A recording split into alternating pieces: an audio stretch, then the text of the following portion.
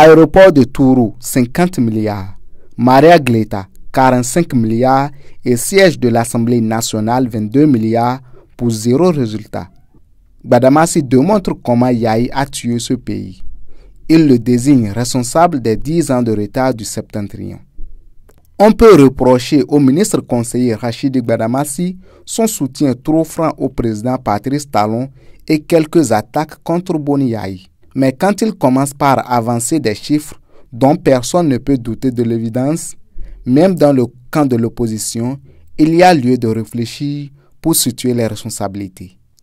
Peu avant son intervention d'hier au marché de bétail de Tourou, c'est le nouveau ministre de l'eau, Paulin Akpona, qui avait déploré, chiffres à l'appui, le gouffre de Maria Gleta où le génie de l'ancien président a pu dépenser plus de 45 milliards de nos francs sans pouvoir produire un seul kilowatt de courant électrique.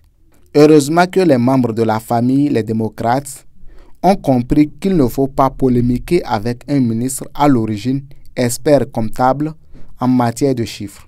Ils ont préféré le silence, certainement pas par manque d'envie de se défendre, mais surtout pour ne pas ouvrir ce portail de la honte qui risque d'ouvrir les yeux à ceux qui continuent encore d'applaudir l'ancien président.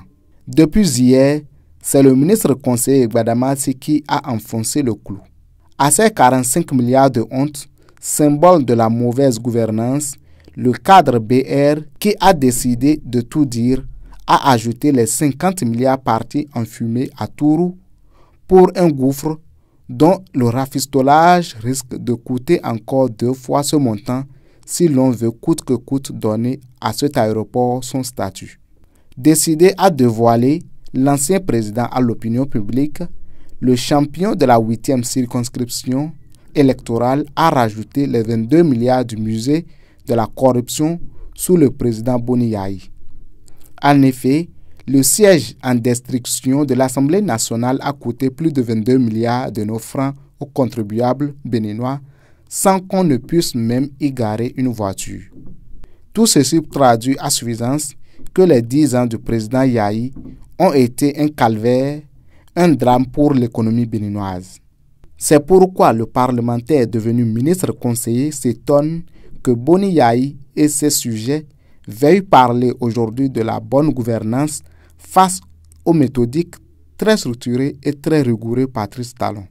Si la cour du mouton est sale, ce n'est pas au cochon de venir en parler avec un groin sorti de la merde qui tapisse sa cour.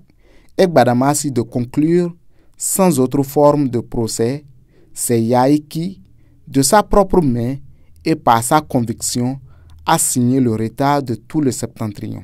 Aujourd'hui, les réalisations du président Talon dans ce même septentrion parlent d'elles-mêmes et se chiffrent en centaines de milliards sur la base de résultats probants. Que ceux qui tiennent toujours à se laisser abuser par Yahi continuent. Mais le risque que la jeunesse du septentrion se soulève contre eux est très proche. Aboubakar Takou.